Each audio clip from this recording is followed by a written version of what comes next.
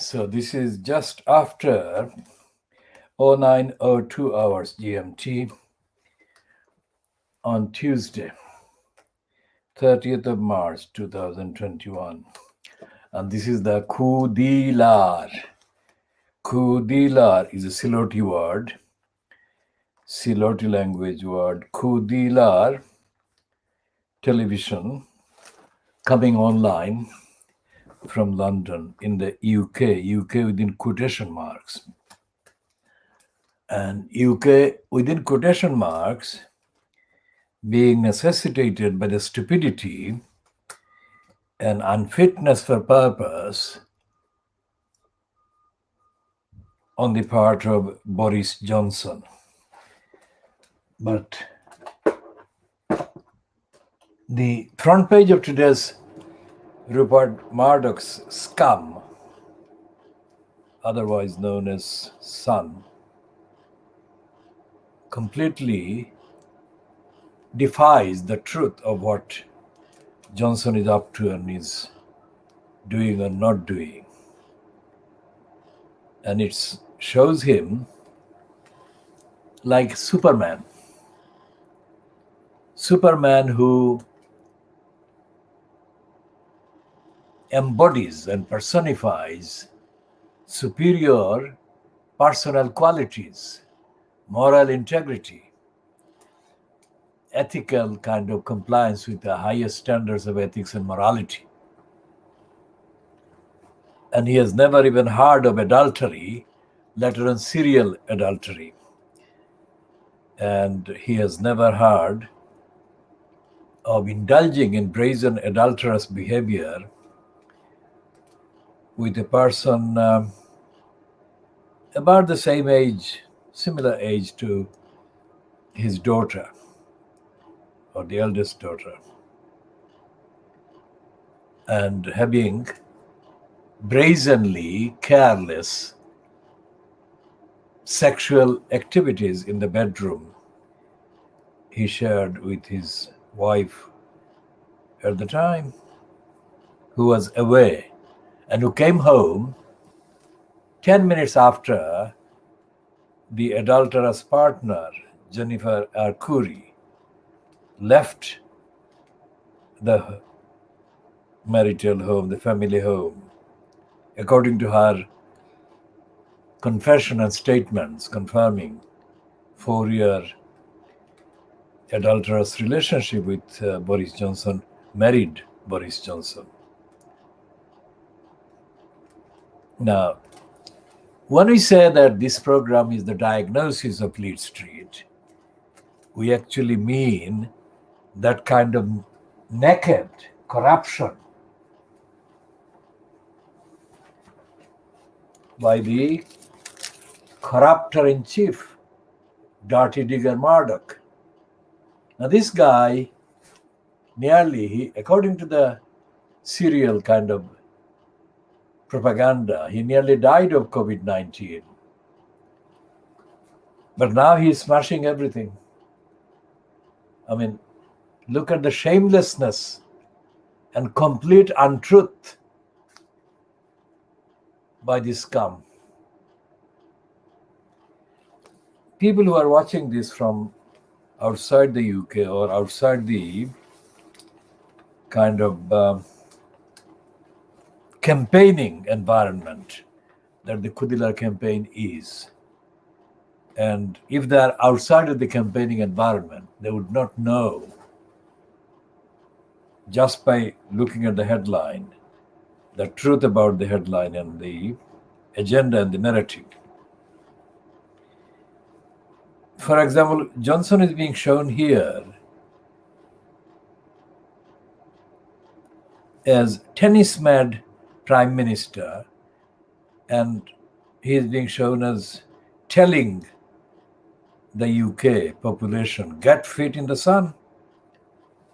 Now that is not at all credible or true or truthful, because the people who are engaged in the clinical research and evidence-based kind of state of the virus and the state of the NHS are saying that relaxing the lockdown and the restrictions is irresponsible and is not fact-based, is not evidence-based.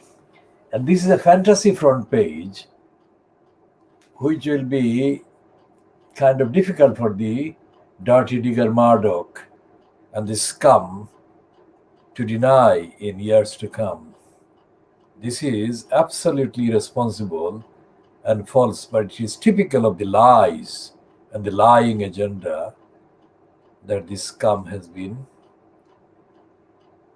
operating and running in order to shore up completely unfit and unsuitable and dishonest, unreliable Boris Johnson, who has got no clue about most of the things because his girlfriend, the fiancée, has apparently taken over running the agenda and running the administration.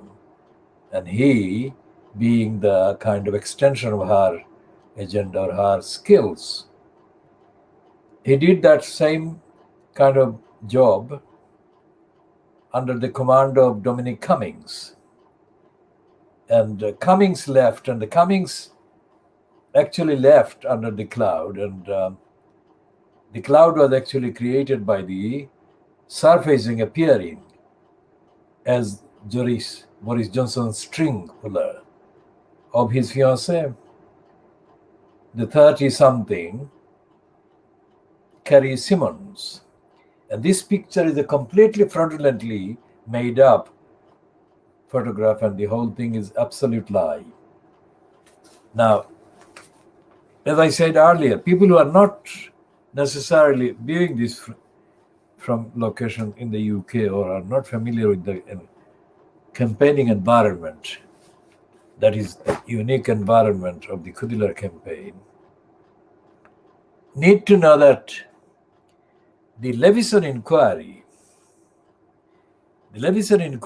at 10 calendar years ago, was announced by then Prime Minister, then Conservative Prime Minister David Cameron.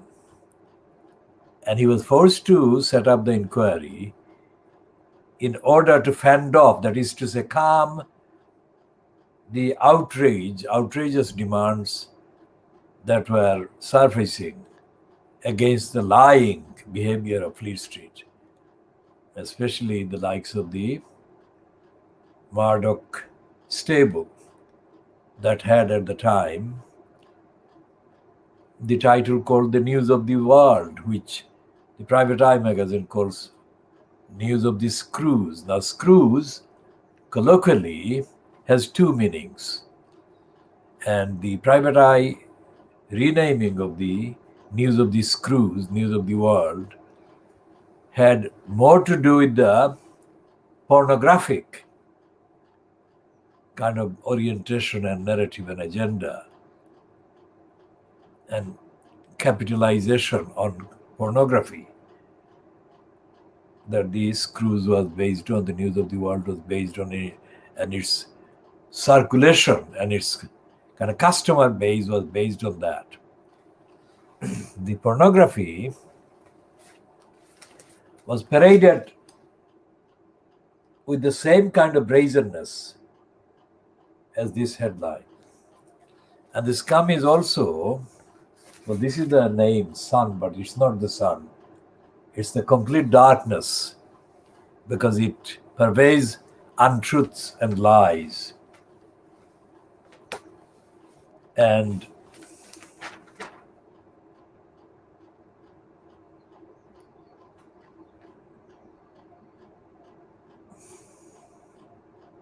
on page 2,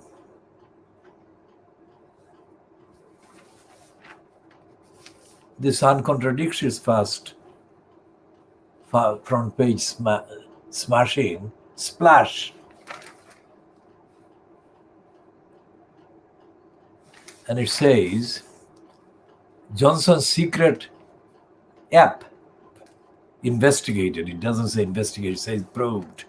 But probed may not come across to all the viewers as being instantly understandable. It's investigated is what it means. And the substance of it is that Boris Johnson's use of a secretive messaging application which destroys texts after sending faces a courtroom challenge.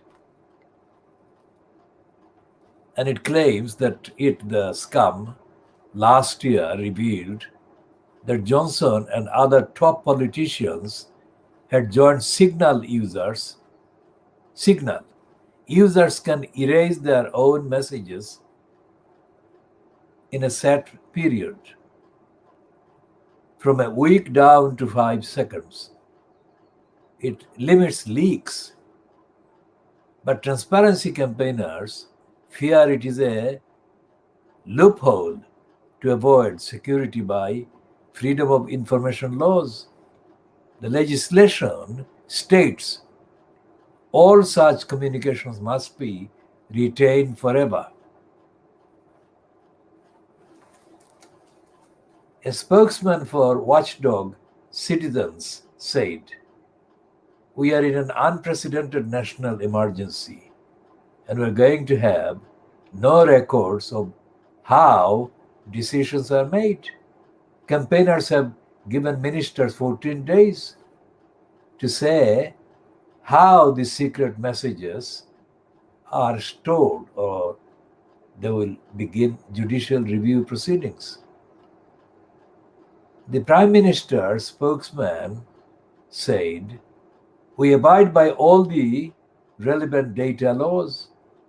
We are transparent." Now, that should have been the front page, especially because in that item there is this reference to the national emergency, unprecedented national emergency. You would think that that should be the correct front page, not promoting a bogus tennis mad Boris Johnson. It's like he's a kid. So he's being given impunity from accountability, even from accountability on matters that this scum itself claims it has recognized Johnson had failed about the secretive application. That is breaking the law. It's in breach of the law. And that is itself a rare kind of admission by the scum that anything Boris Johnson has done is breaching the law. I mean, he does that. He breaks the law every day, but the scum doesn't say it every day. That's the difference. And it is saying that he has been accused by campaigners of breaking the law, which is the Data Protection and Freedom of Information law.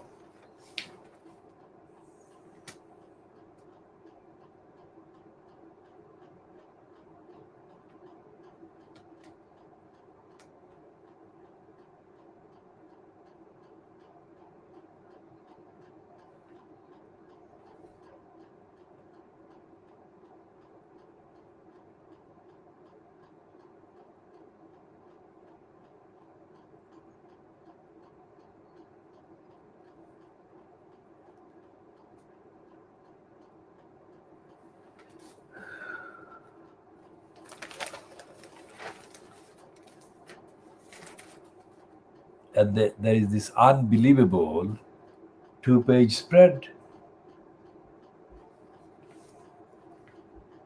making Boris Johnson really Superman. That is completely criminal, dishonest, and untrue. And what this is doing is aggressively overhyping Johnson, who is overhyped every day. But the reason why they're overhyping his image is to divert the attention of the gullibles away from the fact that when he was having adulterous sex with this American person, for 4 years. He was breaking the law concerning all kinds of restrictions that must be observed when public funds are made available to persons, and all kinds of formalities have to be met and conditions have to be met by an applicant. But this Jennifer Arcuri was paid serious money without any investigation or any check, whatever. So the mirror is continuing, because for them this is a rare opportunity for them to come across as actually doing some journalism. Although, as we said yesterday, the mirror was one of the liars that knew for a very long time, contextually a very long time, all these key facts that Boris Johnson and this American person had sexual relationship while he was married and whatever.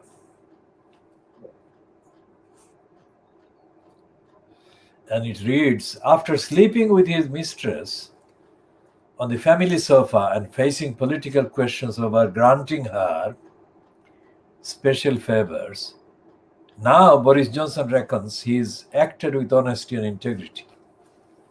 Now that is the Daily Mirror following up their own story of yesterday, and the Sunday Mirror, and there's a world exclusive on Sunday.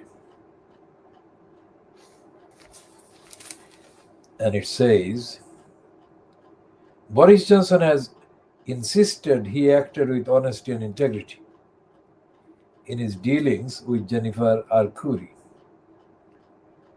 He faces a probe over claims he gave her special treatment during their 4-year affair while he was London mayor.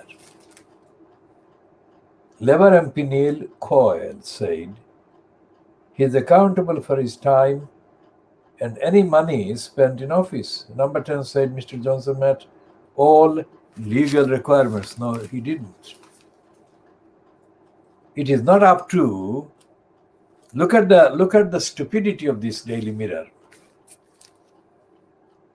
Because although it is questioning Johnson and continuing the kind of questioning, it's not referring to the law. When the statement by Allegra Stratton yesterday claims that he followed all the rules or complied with all the rules, the Mirror should have asked, has this law or this rule or this requirement been complied with? And there are dozens of restrictions. And there is no mention of any of those in the Daily Mirror itself. Of course, there wouldn't be in any mention of his breach or breaches in the Daily Boris graph. And the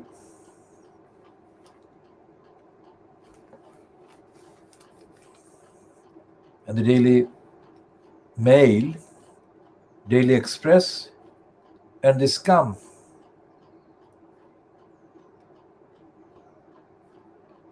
And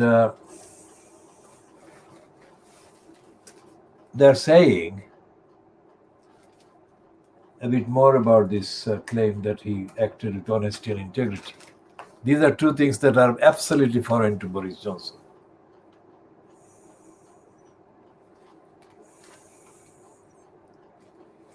And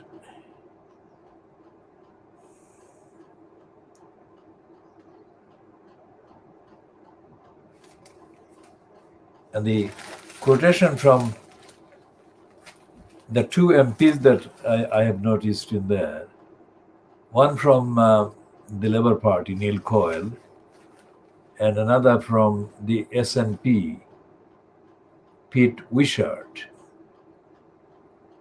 Well, I've got another one from the Lib Dems, Laila Moran. These three MPs are talking like very ignorant children. They're not fit for purpose because there are so many wrongs and so many breaches of the law and the laws that Boris Johnson has broken, that this revelation should be used to demand a full-scale, complete and thorough prosecution of this liar. But they are not coming anywhere near this. And Laila Moran, who is the second moron that we call, Laila Moran is saying that Boris Johnson's private life is his affair. That's not true. Because he lied to his wife, Marina Wheeler, and he's lied to his children. Unless, of course, he did tell them. If he did tell them, that would be extraordinary, wouldn't it? Because that would mean that they're all liars. The entire family, his children and his latest wife that he divorced, have been lying themselves too.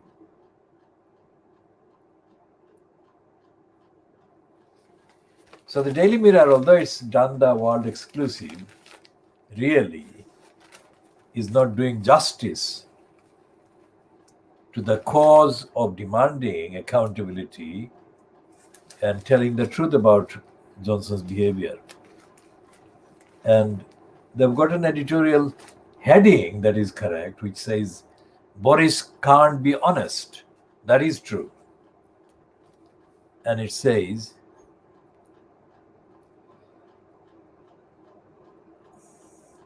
the last paragraph is, if he did act with integrity and honesty, he would be demanding a hearing to clear his name. That Johnson does not do that. He doesn't ask for a hearing. Speaks volumes. Of course it does. And the other thing, as we have said, and things that are actually on the records, is that when Eddie Mayer presenting the Andrew Marr program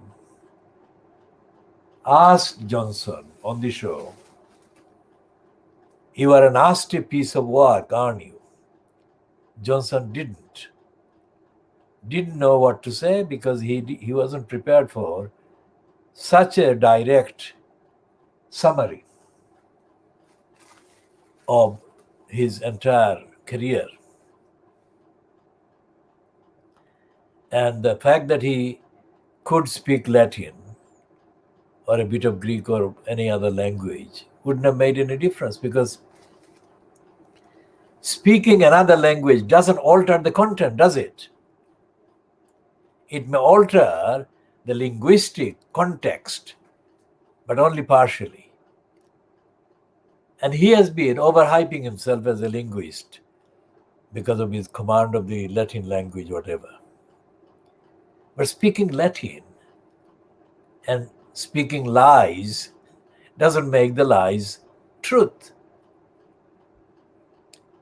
So when Eddie Mayer said to him, you are a nasty piece of work, aren't you? Johnson didn't speak in Latin, but his 52% of his gullibles would have thought that he would have got away. He didn't. That has stuck. That Eddie Mayer kind of summary of Johnson, to Johnson, that you are a nasty piece of work, aren't you, will not go away, because it is a short summary and said directly, unlike all the Fleet Street journalists or broadcasters. I mean, that was the one occasion that is exceptionally rare.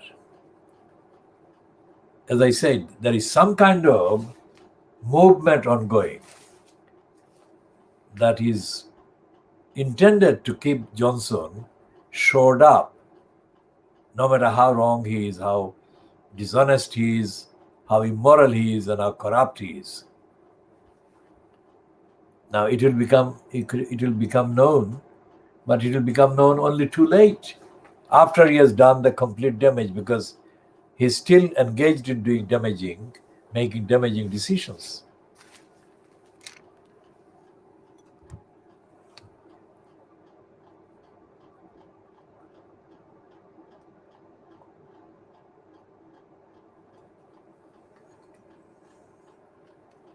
And instead of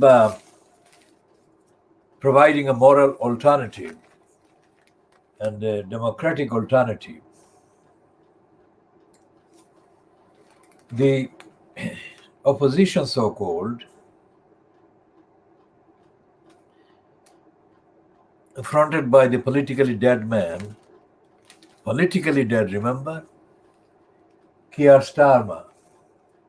I mean, he's absent. Absent from the fray, because neither the Greater London Authority, which has been timid and politically stupid, because the main member of the GLA,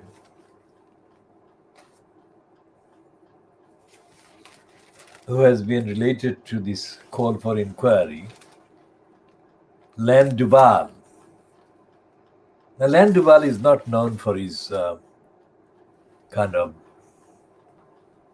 aware, engaging, active, campaigning, democratic demands. He is a placeman. I mean, Len Duval is a placeman, as is Neil Coyle and all the others. There isn't one single member of parliament from any bench, any party currently who can be recommended as a source of democracy, ethics, morality, etc., etc. And it doesn't matter whether they are black, of which there are too many in the Conservative Party, or whether Asian, whether Muslim, Hindus, Sikhs, they are not a decoration for democracy in Britain. In the colloquial phrase, all these MPs are deadbeats. And Keir Starmer is the deadest beat of them all at the present time. And his predecessor, Jeremy Corbyn, whom I have said, and evidentially I shall continue to say, he is intellectually challenged, seriously intellectually challenged. Whereas Keir Starmer is not as challenged intellectually as Corbyn, but Starmer is morally dead.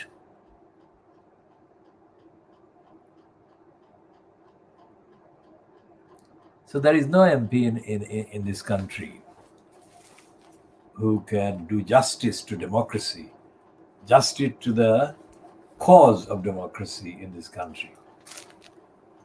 And this latest kind of revelation, or rather the admission by Jennifer Arcuri of the illicit, adulterous 4-year illegal relationship they had, should have been made the subject of emergency questions in the House of Commons. But what they're doing, they're passing bucks. I mean, Len Duval is in the waiting hole. I mean, he's gone deep, deep, deep in the hole. And there is nothing coming out of him. Even after the Mirror Group has published something that for the Mirror Group itself is historic. Because Mirror Group is a corrupt newspaper, as corrupt as this scum. But this one is not corrupt. It is partially just confirming the obvious that has been quite obvious for nearly 2 years at least, since Arcuri hit the British headlines for some reason. And it seems that Arcuri is getting attention and it is doing no harm to her business, the name recognition and all the other things. Not only that, she is also advertising her physique, what part of her body was paid how much attention by Boris Johnson is also included in the package.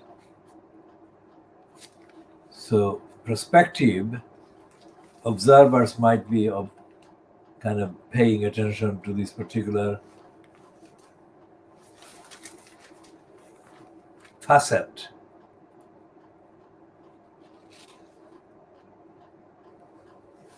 Now, unfitness of purpose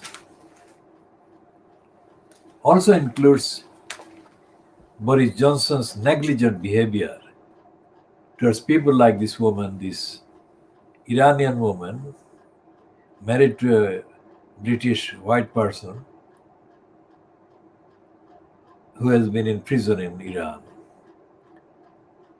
And Boris Johnson, while he was in post as the foreign secretary, foreign minister, while Theresa May was in place as the prime minister, Boris Johnson added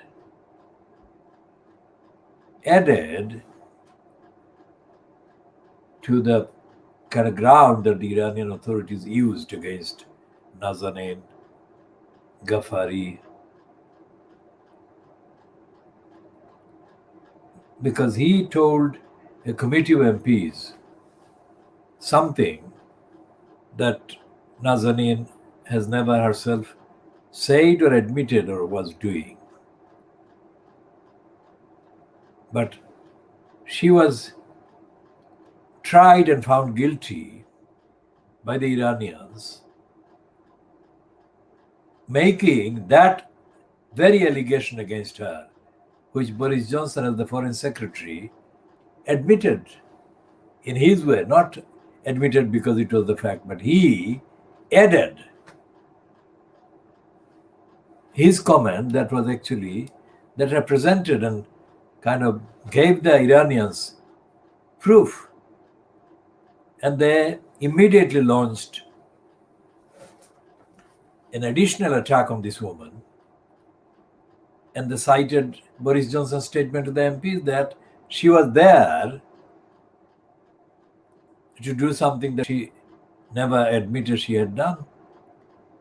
The only reason she went to Iran was to see relations or people who were family members who were ill or unwell or ordinary kind of visit. That is all she says she went there for. But the Iranian accused her of being a spy and an operative for the British state against the Iranian state. And Boris Johnson, instead of standing up for her civil liberties and her rights, including the right to return home to her husband and family, made it harder for her to return home.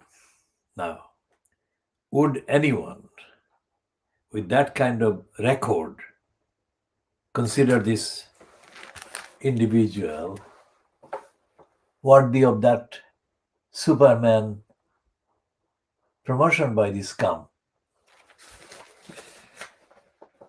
He didn't even think about the implication of what he was saying about Nazanin, Ghaffari, Ratcliffe. He didn't even think.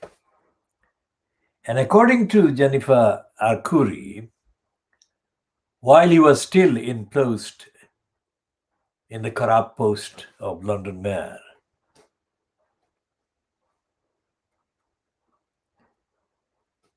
because Johnson was in post as the London mayor from 2008 to 2016 when Sadiq Khan got in.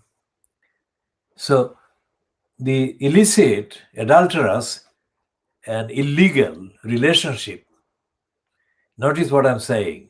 I'm not just saying about the illicit sex. I'm saying the illegal relationship because Boris Johnson, allowed Jennifer R. Curry to get money from the public, from the state.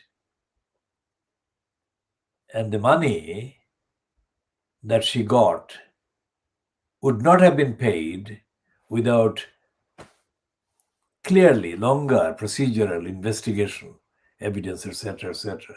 And she had to meet conditions that she didn't meet because it wasn't put to that test. That is illegal. And yet, the statement was kind of barefaced lies.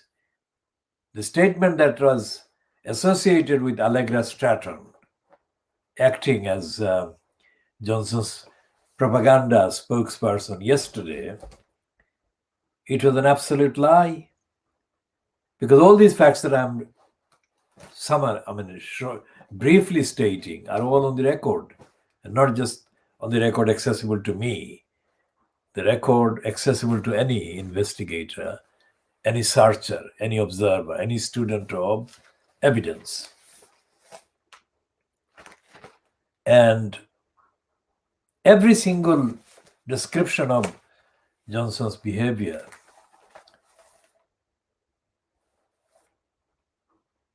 concerning morality and ethics falls short of the standard that he should have met. And therefore, it means that over the last 30 years, Boris Johnson should have been prosecuted, literally prosecuted, on at least a dozen times because of the known publicly available record of his misdemeanor, his breaking of the law, and his corruption. Now remember, it is not unheard of for conservative kind of incumbents, prime ministers, incumbent in the office of prime minister, otherwise known as number 10 Downing Street, to be accused of corruption and actually of doing corruption. Let's say the woman that is wrongly referred to as the Iron Lady. I mean, Margaret Thatcher was praised by all the morons, conservatives, as very straightforward, very honest, with integrity. I mean, and it turned out that she had deals. She had deals involving lots and lots of money with the Saudis and with intermediary outlets and intermediary entities. And her son, Mark Thatcher, was involved in all kinds of shady dealings. And the reason why Mark Thatcher was able to get involved in lucrative, secretive dealings was entirely to do with the office that his mother held as the prime minister. And Thatcher knew that. And Thatcher had the same kind of attitude towards Mark Thatcher during all the time that there were allegations against him. Just like Brenda, the Queen Elizabeth II, has shown towards her son Andrew. Throughout the years, or throughout the period that is still ongoing, of his being accused of having sexually abused children of his having behaved as a pedophile, of his having had sex with young girls that were procured by Robert Maxwell's daughter, Ghislaine Maxwell, for him and Epstein. And Brenda has not disowned him. And Brenda hasn't allowed any of her stooges in the media to say anything about her being disappointed, let alone being so annoyed with him that he was kind of denied many of the parks and titles and access and platforms as a member of the so-called royal family. So this is the diagnosis of the media, because we are telling the truth that is not possible to be found on the scum which is hiding the truth with these absolute lies and disgraceful lies, promoting Johnson.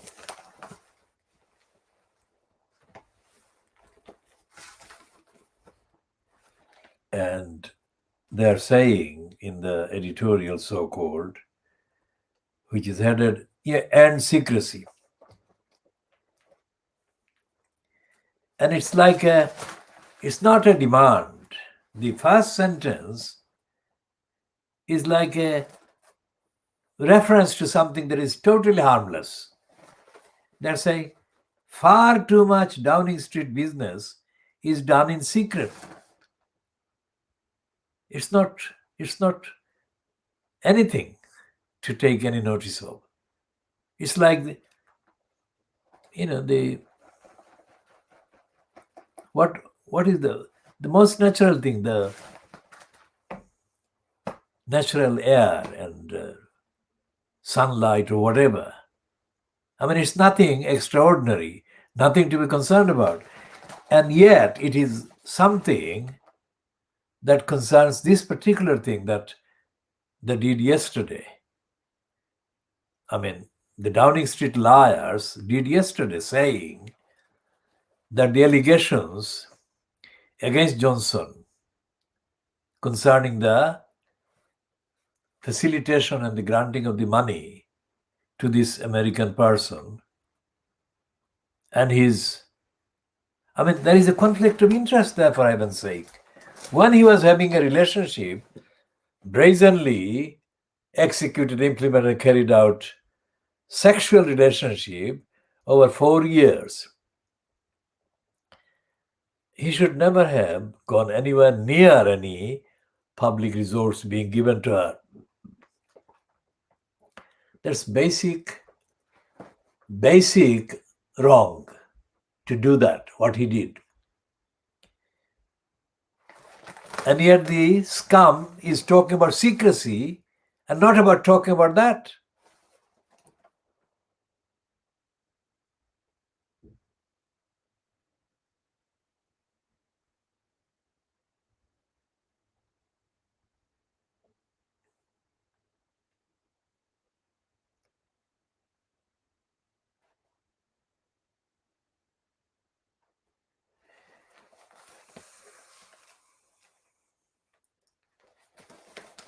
So it's a diversion, like the poisoner's Scottish-born anti-Scottish rights criminal Trevor Terrible Kavanagh yesterday blamed the parents protesting against the Batley School in West Yorkshire.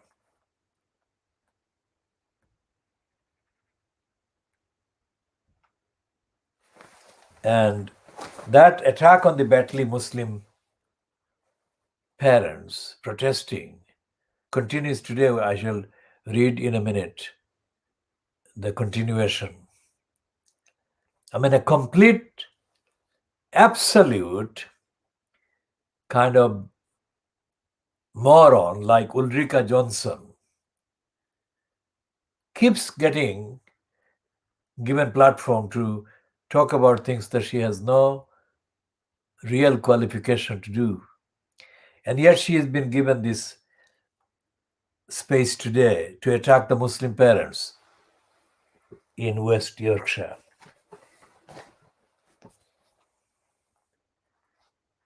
And she is saying that she is not with the Muslim parents, that they are from outer space and they haven't got the rights that other parents are allowed as a matter of right.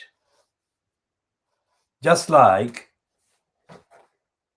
Shamima Begum, British citizen by birth, has been denied her citizenship because she is a Muslim and she is an Asian and she is not of the pigmentation, skin color that this racist Ulrika Johnson is, who is herself an adulteress because she had series of adulterous relationships. No qualms about the impact on the other women affected by her adultery. And her career is based on her being a kind of sexual kind of partner of several people. Her career is not based on any original moral contribution to anything. The fact that she is given a platform to attack the Betley parents and call them frenetic. She's calling Betley frenzy. It's not a frenzy at all. Only about 10 persons have been photographed, at least in the media, as being present at the outside the school. It's not a frenzy. So what is a frenzy? A frenzy is something lunatic, something irrational, something clinically insane. Protesting against a wrong or an attack is never insane. It is the most sane balancing of the wrongdoing into rational equilibrium. That is what protesting is about. Which is why thousands of people in Bristol and other cities have been engaged in really hectic protests against the police bill, including attacking the police, physically attacking the police. And the Betley parents haven't done anything at all that resembles any of the physical acts. They have said that it's the showing of the Charlie Hebdo cartoon against the Muslims is wrong and it shouldn't be repeated and that kind of thing shouldn't be shown. That's all they've said. So what Ulrika Johnson is saying is that Muslims must be silenced. Think about the implication of all of this. And this is something that is being done without the Guardian or the Mirror saying anything in support of the parents' right to protest. The number of people present there in the picture cannot exceed even 20. I don't think.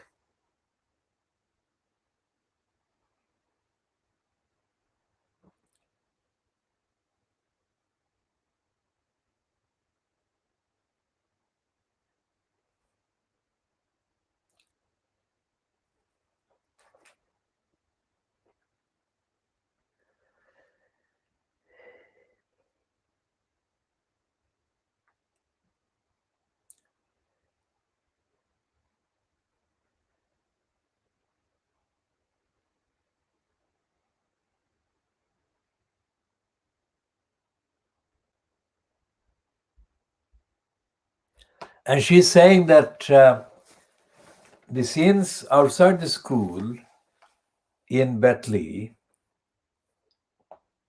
serve as a stark reminder of the tension awaiting us when our new normal resumes. And she doesn't say the same thing about the thousands who stormed a police station or appeared to storm the police station in Bristol and injuring more than a dozen people or more. In the process, she doesn't say that about those people. So she's a racist. And when I appeared on a morning edition of a program that she was working as a weather girl on during the 1980s, and there was a newspaper room waiting for the guests, and she was there, and I asked her the direction as to the particular room that I should be going to.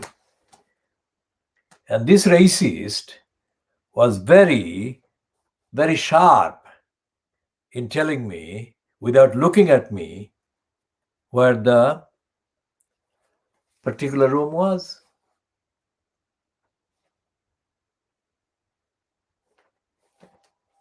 So when I say diagnosing the media, I mean that kind of actual first-hand encounter and experience of racists and liars and criminals like Ulrika Johnson and others. Not every single one, of course, would be within the list or within the frame of my actual encounters with, but quite a few of them are. And enough of them are, let's say. And I shall be recounting the appropriate one in due course as we move.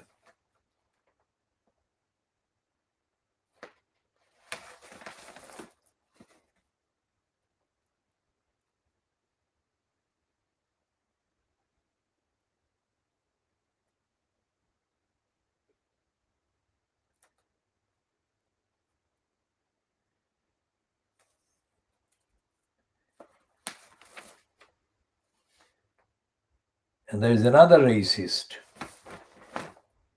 Sharon Osbourne, is having a row with the American network CBS.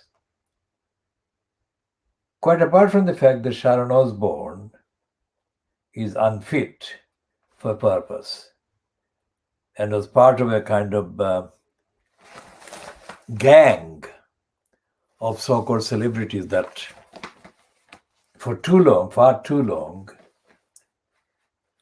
hang on to, capture, grab hold of, and hang on to a spot like she has been on the CBS.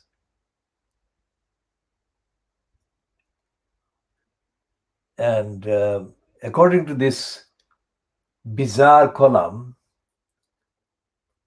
page 22 and 23 of this Come Today, Tuesday, 30th of March 2021.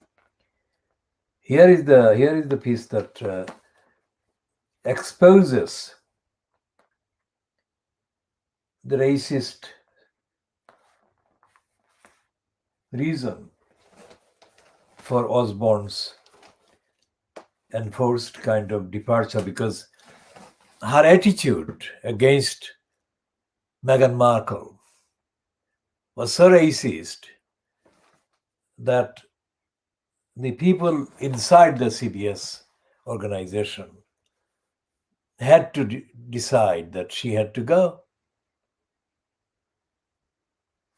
And here is the key paragraph that links her departure with the racist Piers Moron.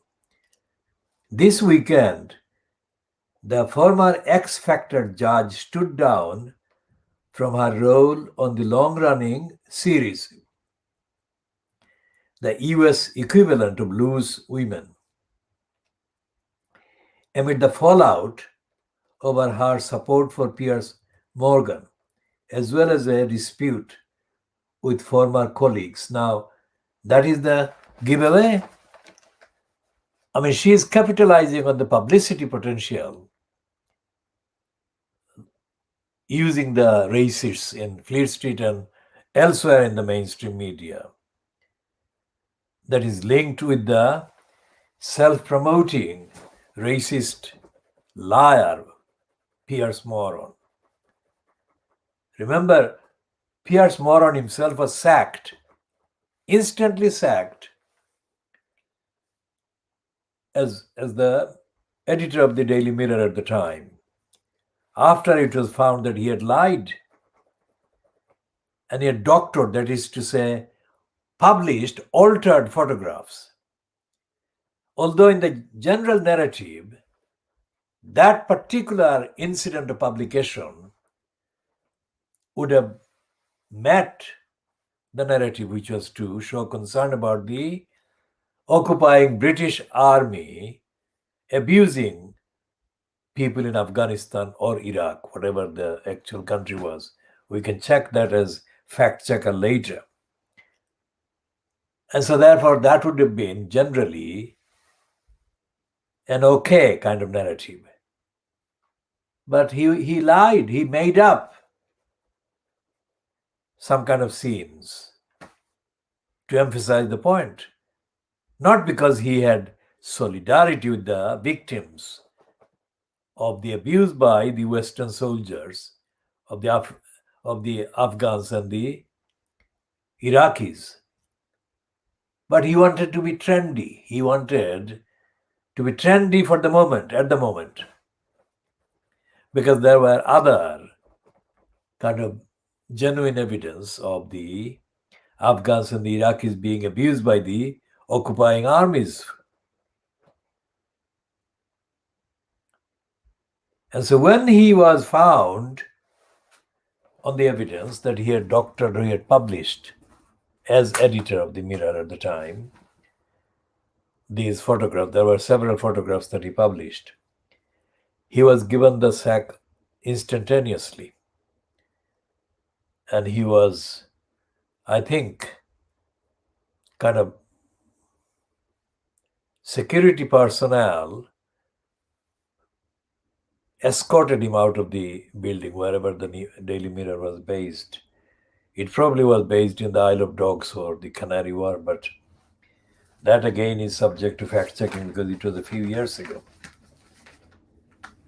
And then he became friends with Donald Trump. Whenever he did start the friendship is not clear, but even after Trump mounted the biggest such attack on the entirety of the Muslim population in the world, Piers Morgan continued to support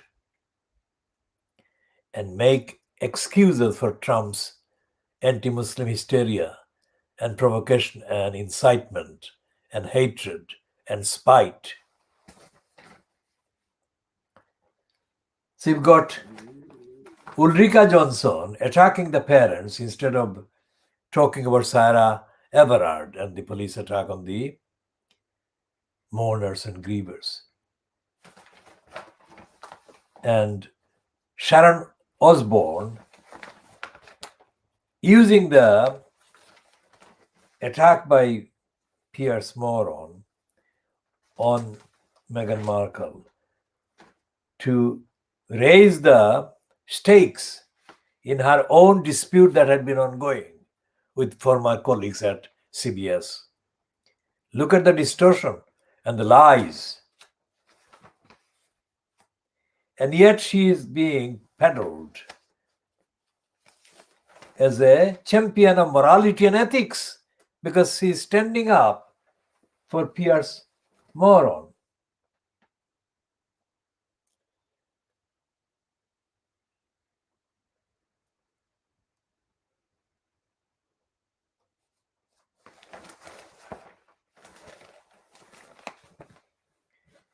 And there are so many examples. The launching by the briloped Andrew Neil of GB News is another ominous kind of descent of the British media into the darkness.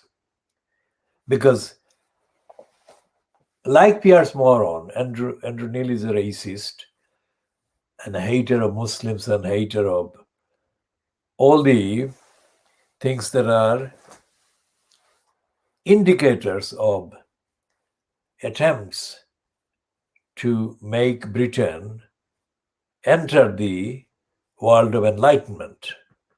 All the international treaties and agreements and charters and conventions and declarations are contrary to the mentality of the likes of Andrew Neil, who is involved with the serial lying publications and outlets like the Spectator magazine, which in its long history as a title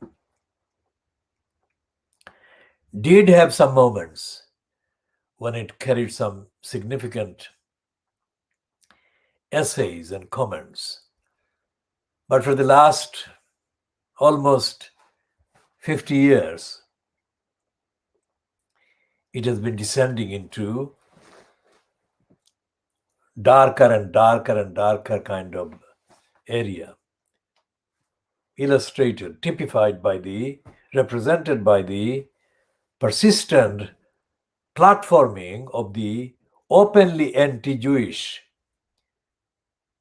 Greek person, Taki. Taki is never condemned by the mainstream Fleet Street at all.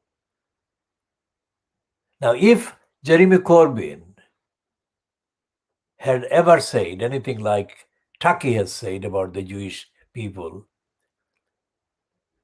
then he would have been really prosecuted for serial criminality and incitement of hatred against the Jews. But Taki is not attacked. And Johnson has been supported by the Spectator, and he was given a job as editor of the Spectator, and completely racist contents he allowed, and the racist contents are continued even to this day. And they have, of course, there are other kind of incidents. Several people involved with the Spectator were having adulterous relationships. So it's similar to Boris Johnson's personal kind of indulgences. And Andrew Neil was the first kind of names to make a big claim about Piers Morgan. When Piers Morgan left ITV, and he immediately declared that Piers Morgan was a national asset, that ITV would regret having left Piers Morgan go. And then in the next set of announcements, Andrew Neil included Piers Morgan as one of his main presenters, star presenters in the GB News. And he included other kind of epitomes of darkness and stupidity and racism and hatred, like Julia Heartless something. So you've got in this country so-called free press, but this is spreading poison and lies and hatred in the name of freedom. It is not respecting other people, and it's not respecting any of the conventions, any of the declarations, any of the liberalizing or enlightening kind of treaties and conventions that the UK formally remains signed up to.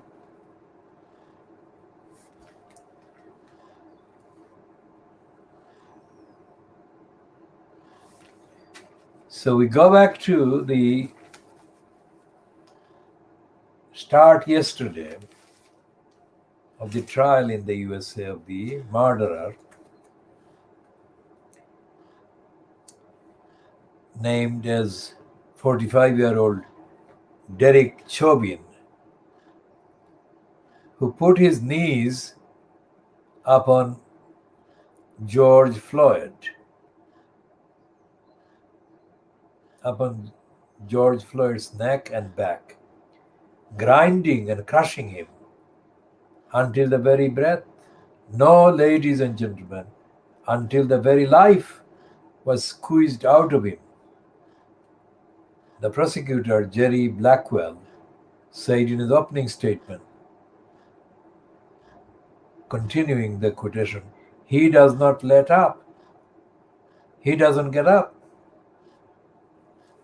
Minneapolis and much of America came to a standstill as the trial began 10 months after a video of Floyd's death led to calls for racial justice in US cities and around the world.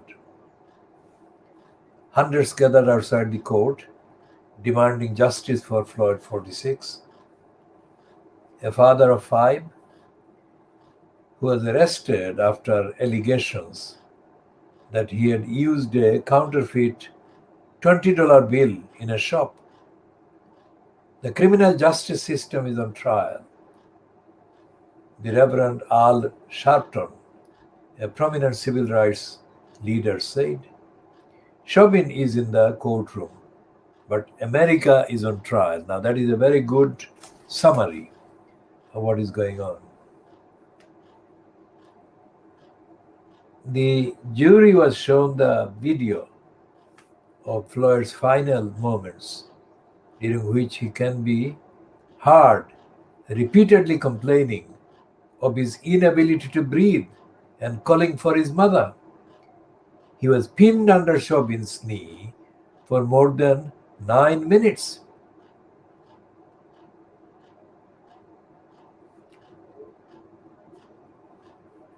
You can believe your eyes that it's a homicide, that it's a murder, Blackwell said.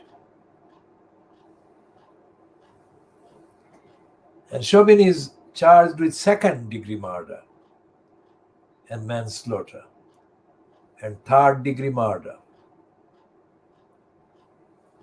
His lawyer, Eric Nelson, argued that drugs and underlying health conditions had caused Floyd's death.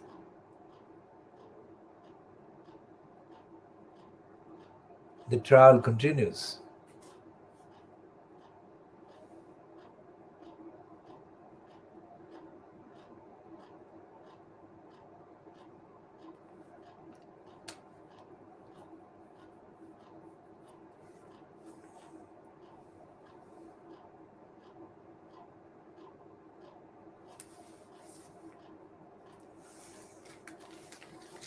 Still on the front page of the Times today is a confession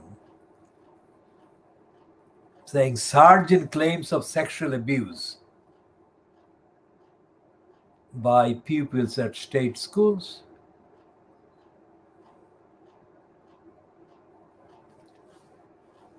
Think about that. It's not just the state schools, because they're coming a few days after allegations of sexual abuse and rapes in so-called private school, fee-paying schools became featured in the news.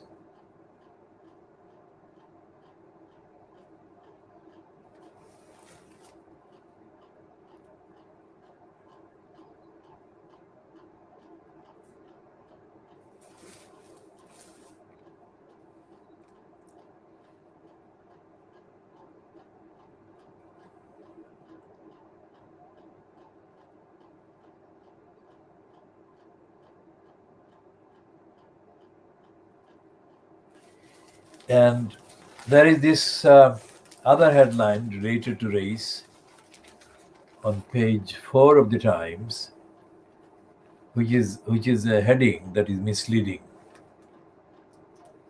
It says Race Review Chief reveals his plan to help white working class boys. Now that is absolutely criminal untruth. Because this race review body or board is actually a racist one. And the claim that white working class children have been neglected because of preferential treatment being given to black children is one of the racist perpetual inventions. They're not saying that the white working class children, boys, are failing or being let down or falling behind because of the built-in anti-working class, anti-poor bias and obstruction caused by the likes of the so-called middle class and bourgeoisie. That is the reason. And the other reason is that noticing they're noticing the fact of discrimination by the rich against the poor, by the few against the many, not by recognizing the disadvantage and backward position that black children, that is African and Asian children, are forced into.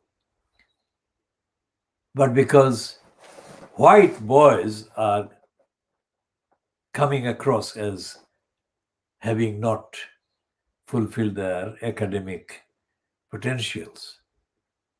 Think about that. It's a subtle statement I'm making, but it's a very important statement I'm making. Because even though they are admitting that white working class boys are falling behind, they are not saying that failure or that kind of lack of achievement by white working class boys is anything to do with the system.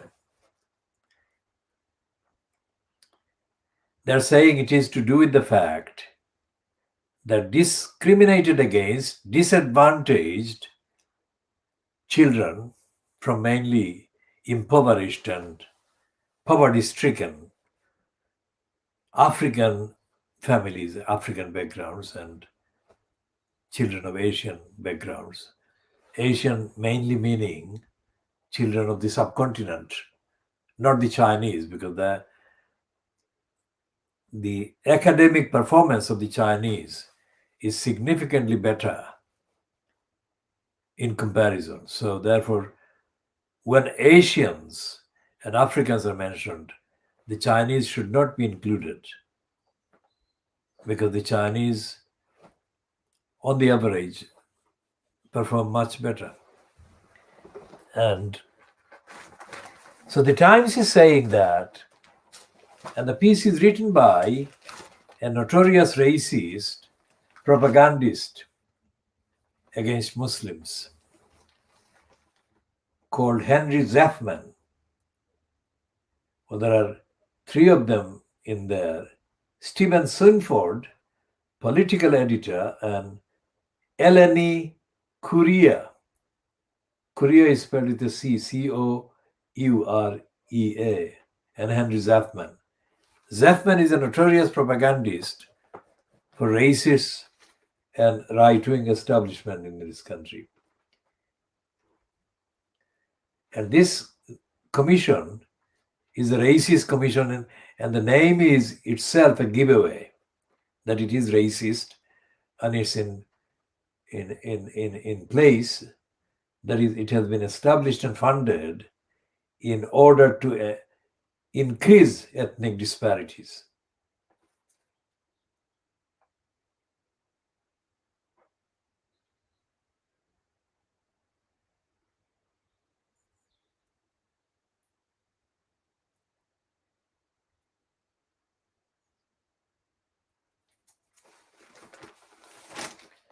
So all of these points, about racism, both about George Floyd's murder, the trial beginning yesterday, and the other ones that I have referred to so far, confirm one thing, that Britain is descending into darkness, further darkness. And the fact that they are blaming or citing as a function or functional kind of connector or causa, correlator, the state of, they are saying, not the reality, additional support given to Asian children, African origin children, shows that far from accepting the overdue duty to implement and abide by the requirements of the treaties, the conventions, the charters, the declarations, all of those international, to which the UK as a state remains a signatory. They're saying nothing about that. So, as I said, they think that little England is bigger than the whole world. So there is no reference to the world. There is no reference to the world forums, no matter how less than efficient those are. Well, everything I diagnose appears on the facts, on the evidence, on the study, on the examination of the evidence to be falling short of its stated purpose. I'm a regular commenter. Most of the comments are critical, factually critical, not because of his personality. Critical of the current Secretary General of the United Nations, who is a preacher man and who is completely shameless in lying. So I have my reservations about international bodies, but that does not mean that I am confusing my critical kind of position based on the evidence of the behavior of this current incumbent in the Secretary General's post with the declarations, founding declarations of the United Nations, which are very, very good in comparison with anything else. And what my criticism about or of Antonio Guterres is based on is the fact that he preaches, he sloganizes, he doesn't cite evidence. For example, for the last few weeks, the United Nations propaganda machine has been put on full gear, highest gear, to peddle the lie that the Burmese coup is a bigger kind of violation than the genocide which took place in 2017. And the reason why I'm saying all of these things about Antonio Guterres in relation to Burma is because he has not mentioned and he has not allowed the United Nations news or television outlets to include even a paragraph about the role played by Aung San Suu Kyi while she was the head of the government that carried out the genocide. Now, the coup is not as gruesome as a genocide, is it? And yet, the United Nations machine, propaganda machine, has been reeling out daily bulletins about the coup, but no mention of Aung San Suu Kyi's role as the leader of the regime that carried out the genocide, number one, and no mention of the two other things that she did wrong. She never accepted that it was a genocide, and she never accepted any responsibility for the genocide.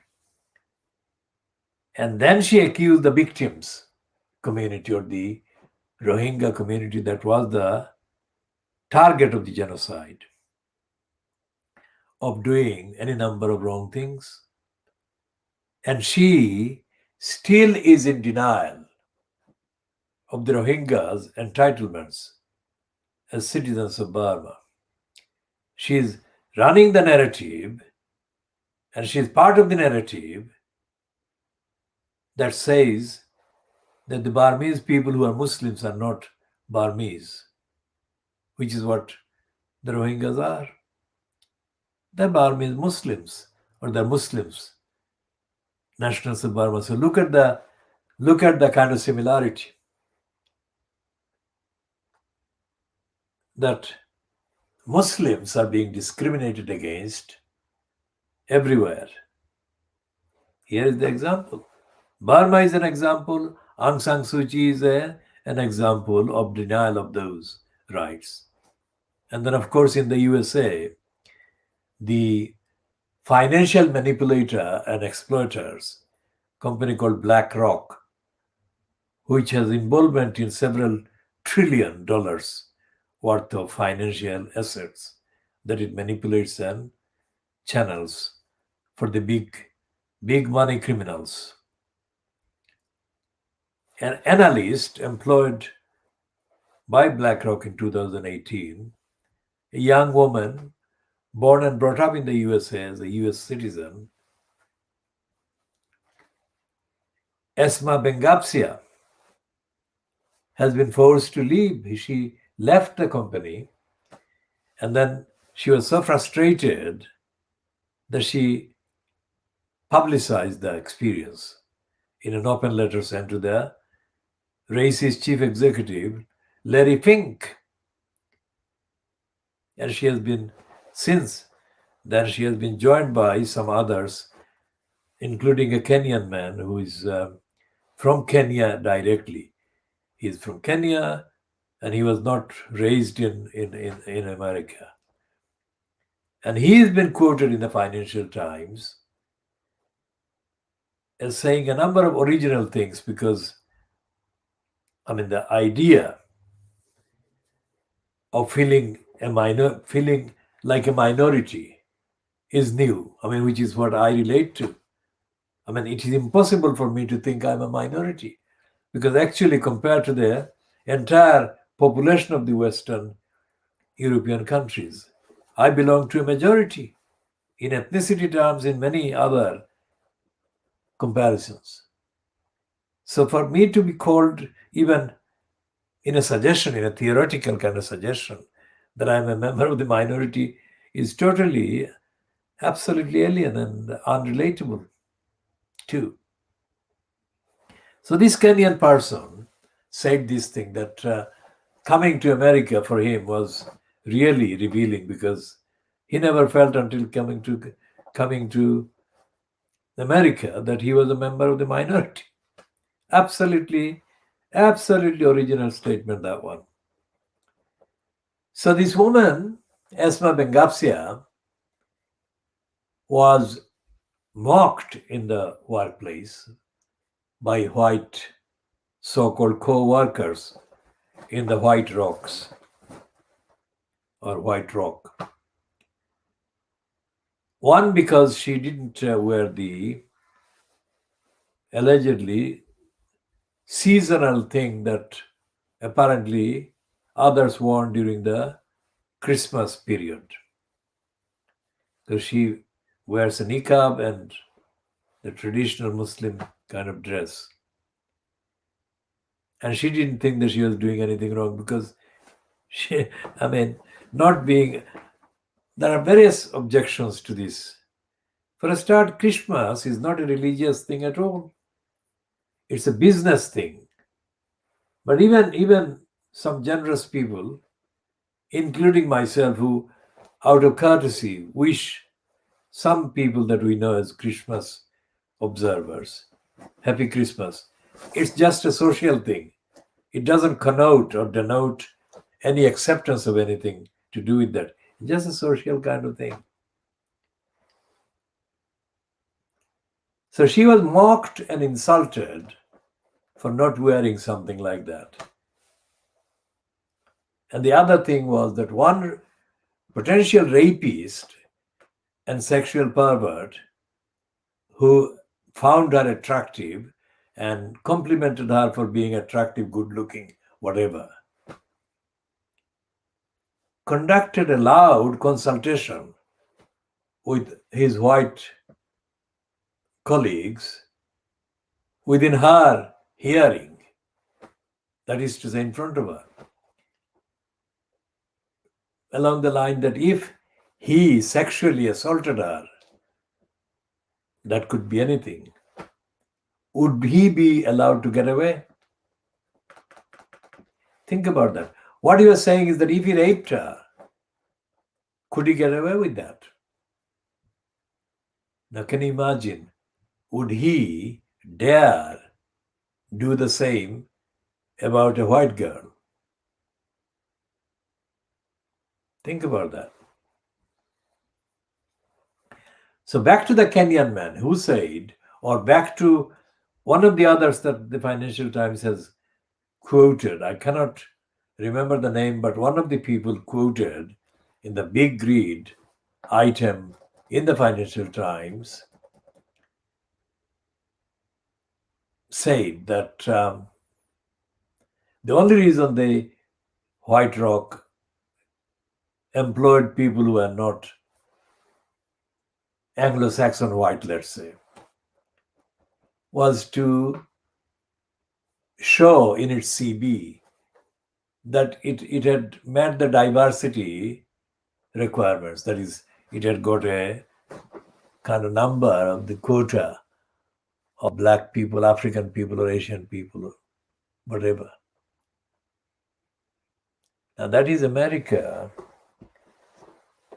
and it is not, the BlackRock is not part of anything to do with the, Trump organization. So it cannot be blamed on Trump. It's America. And it shows the sickness, the racist sickness and the depth of anti-Muslim hatred, intolerance that exists in all the American business, big business organizations. And there is no evidence anywhere that victims of such attacks, sexist, misogynist, anti-Muslim, whatever, all these wrongs, like the pervasive sexist and rapist culture that exists in the schools across England. Can you believe that? How can that have been going on? And how can that be even treated as news, as if it's happening only now? It's not. Schools are by definition places that are out of bounds, if you like, from accountability, which is why I have been campaigning for accountability and transparency and morality and ethics by schools regimes. As part of the campaigns, I have got kind of outcomes, if you like, for over the last few decades, having been forced to demand the sacking of a number of head teachers who have gone as a result of my campaign. But the ideal alternative would have been for them to do the right thing instead of being forced to resign or being forced to be focused on as the wrongdoers against the duties. I mean, the one school that I have been involved in campaigns about, as accessible, as kind of relatable and referable to by the numbers of items on the mainstream media, has been, of course, the then Grant maintained school called the Stratford School, based in East London, the Newham Borough. And everything that I came across as being wrong, including the failures of the parents that I was supposedly supporting, constitutes a list of shocking failures about education or schooling. For instance, the person that I kind of got involved by organizing the campaign to defend turned out to be,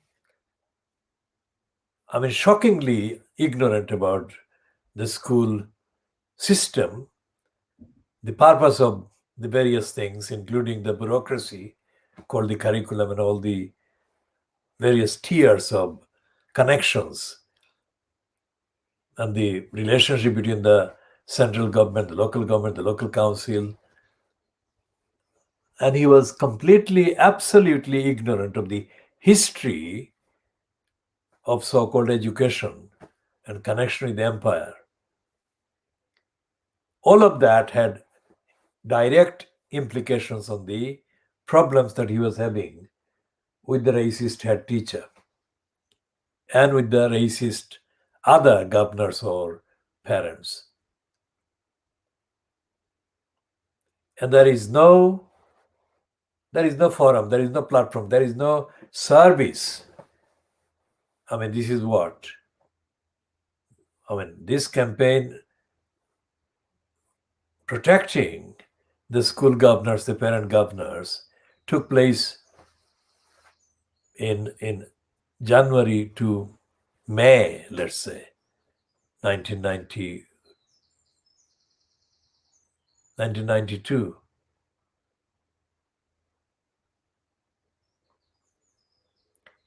And 30 years, let's say.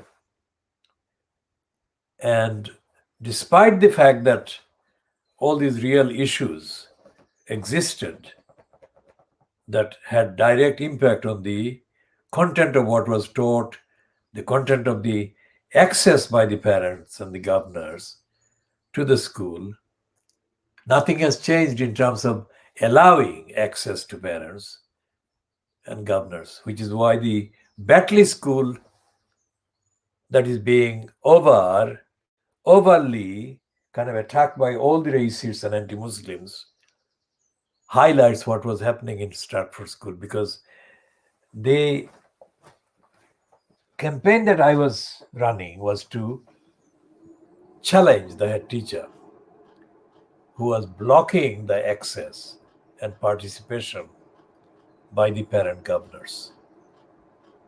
Yes?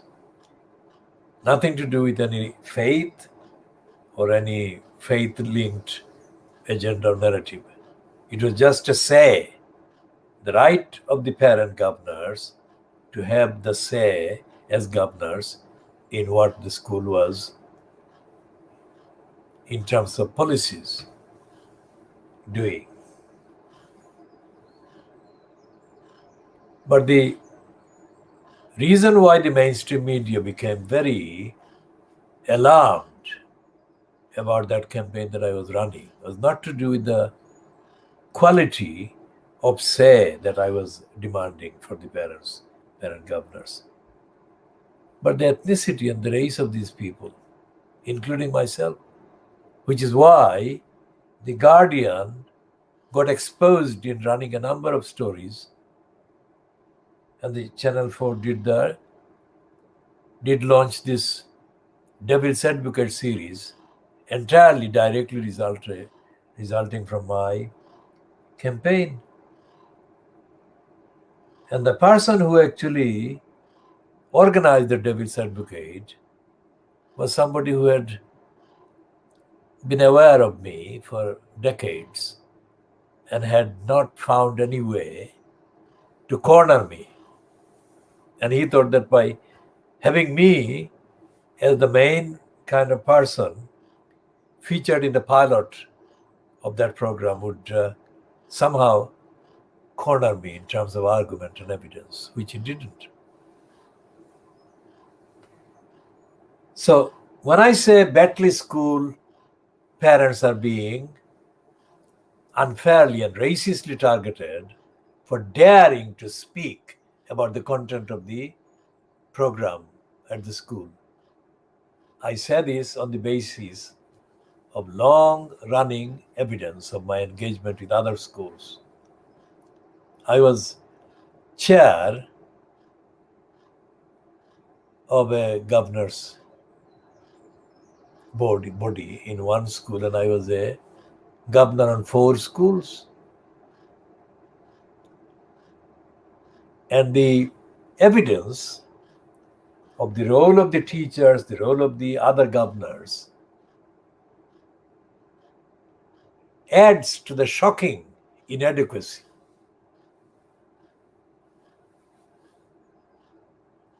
on the part of those who are supposed to be governors. So as I said, that was more than 30 years ago. And the reaction to my contributions as governor, reactions from the teachers and the head teachers concerned, was absolutely alarming. Because they thought that I should be a dummy. And not only a dummy, if I said something, then I should be behaving like somebody who has been given a favor to or done a favor to by the school or by whoever got me to be a member of the governing body. This is worse than can be described. So the Batley School parents or the Birmingham School parents before them were not doing anything out of the ordinary. They were doing the absolutely democratic thing. But when looked at from the Little Englanders' perspective, they were doing outrageous things. They were daring to question what was being taught. And that cannot be allowed. So it's a zombie land, absolutely dark land, where all the theories, education theories and so-called research theories and whatever, are exposed as being jokes. As I said in a previous program, the Inner London Education Authority, which is defunct now because it was abolished as part of the abolition of the GLC by Margaret Thatcher in the 1980s. And I was a member of the Schools Committee more than any other committee because Schools Committee had the widest remit over schools of 10 Inner London boroughs. So it was a very hectic committee. And I was therefore targeted by all the racists on the committee and the rest of the Inner London Education Authority because they were alarmed that anyone who was actually aware of the things that they spoke about and knew about schools and schooling and all the other things, they never thought that I would be there. They thought that they would have dummies. And at that time, the person who was appointed as the kind of expert on education, because he had been an academic at Oxford, was a man called David Hargreaves. I never had direct day-to-day communication with most of the employees, but I had an unplanned, unscheduled conversation with this one. He knew who I was and I knew who he was in terms of the post, but we never had any personal one-to-one conversation. And most of my contributions at committee meetings went against what the ILE was doing. So therefore, he was absolutely alarmed to find himself talking to me on the corridors of the what they called, notice the name, the principal floor of the county hall in London Southeast 1. So my daily visits, almost daily visits, for a number of years to the county hall were about confronting these people, not physically, not violently, but with arguments and evidence and questions. The last thing they wanted was being questioned by me. And this guy who spoke to me for about, or who had conversation with me for about an hour, was an absolute total idiot, because he couldn't answer any of my questions and he didn't comment on any of my examples. And in a typically classic racist way, he thought that he would kind of berate me or rate me down by saying, "I have no idea what you are talking about," he said to me. That's not really a truthful statement ever. This was just a diversion and a crafty, cowardly denial of what I had said. But that's the only way he could save himself from the embarrassing conclusion. David Hargreaves, if he watches this, is most welcome to send me a direct message.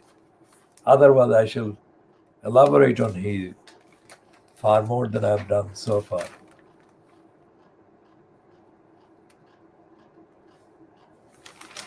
Now, David Hargreaves was not the only crafty employee in the ILA, Inner London Education Authority,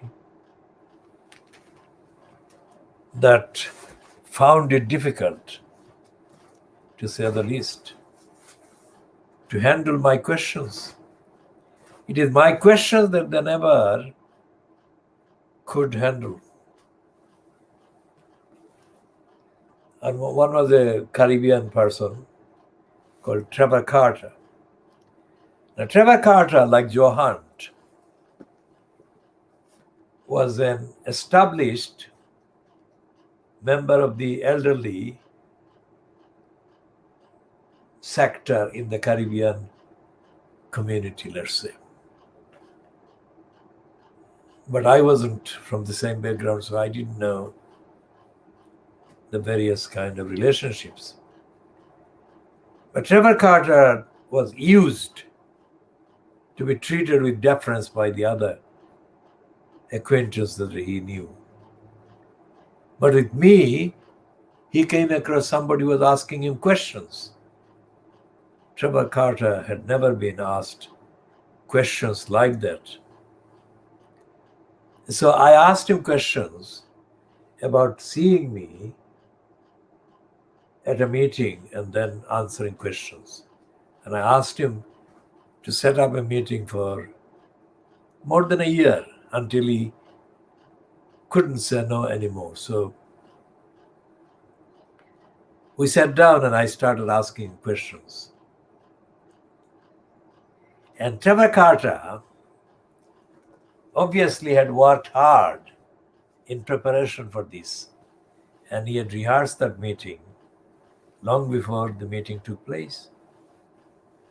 As we started, Trevor Carter, sitting on the table one side and me on the other, began receiving phone calls. The meeting was supposed to be kind of held for about an hour. But in the time that we were there, he received about 12 or more calls, which had the effect of him talking to these supposed callers rather than answering my questions. See what I mean? Just think about it. He didn't say that he didn't want to answer my questions, but he did do that. He did effectively come across as not wanting to answer my questions. He wanted to talk to these people. Now, Trevor Carter was not in post as the tea boy so that he could take orders and people would give any number of orders. He was one member of staff whose main job was to sit down and write reports and whatever. And he was not in the post of a kind of reception center. So there could not be logically and organizationally any calls at all,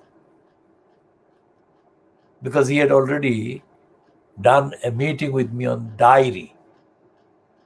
The fact that he had even one call showed that he was being dishonest. And he was.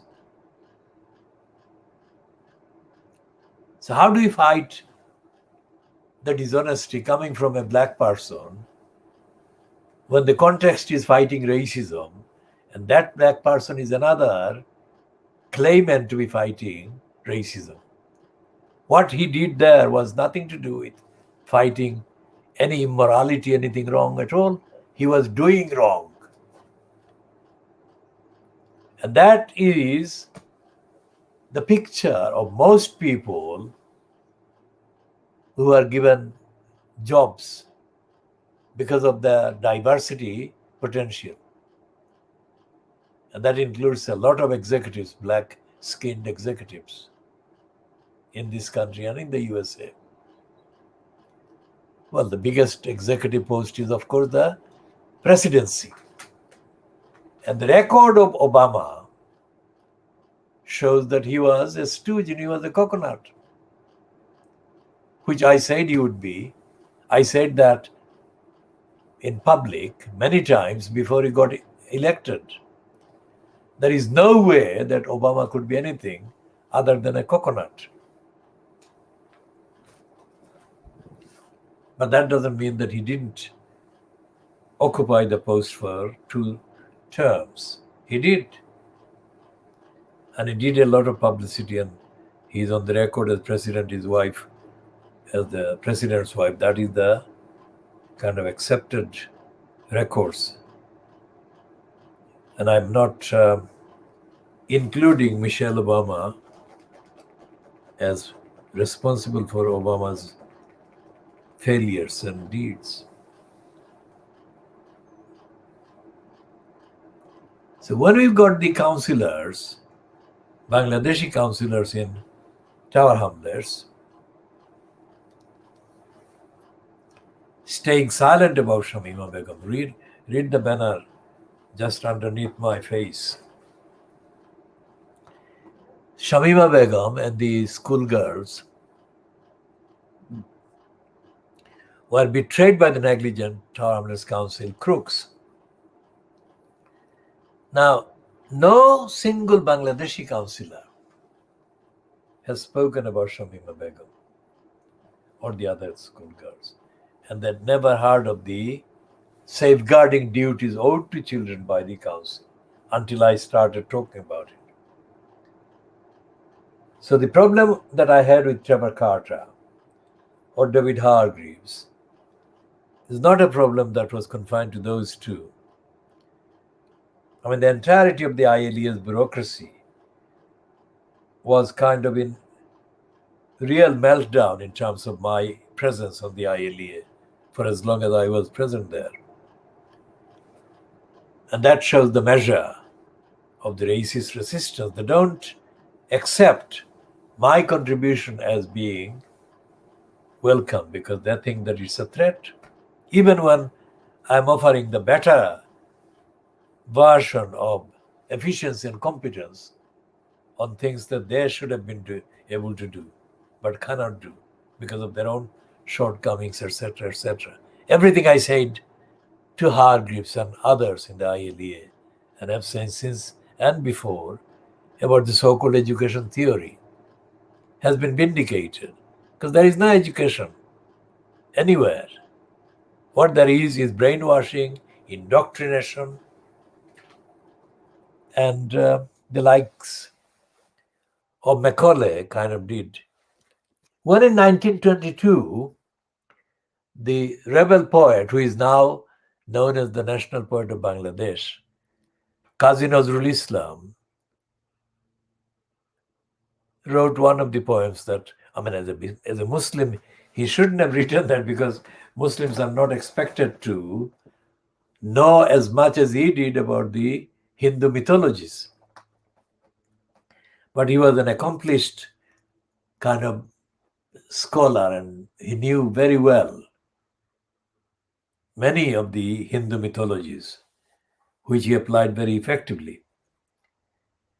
And the image of Mother Durga is a very well-known and well-established one among the Hindus, the ordinary Hindus. So he wrote that poem praising Mother Durga and asking for Mother Durga to help free the country from the clutches of the British Empire. And he said that people are being hanged, people are being imprisoned by the imperialists. And he was saying that Mother Durga should help free the country. The British arrested him and charged him with the crime of sedition. Now, anyone who knows about the population in 1922 should be able to work out that too many people were there, hundreds of millions. And there should not have been any imperial presence at that time, because they were only tiny, the white ones that called the shots. The fact that they did do that for 190 years was because they brainwashed too many Indian people, subcontinental people. That is not education, that's brainwashing. And Nazrul wasn't brainwashed, he was educated. Think about the difference.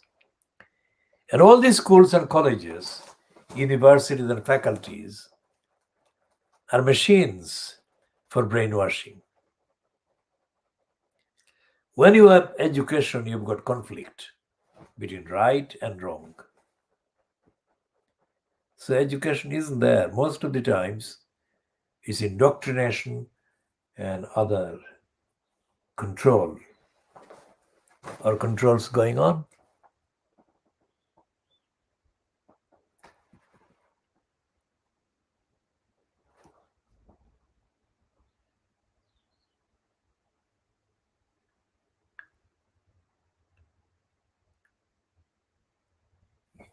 So we shall be stopping this one and continuing in the next one. We are not done with the newspapers of today. There is a lot to cover.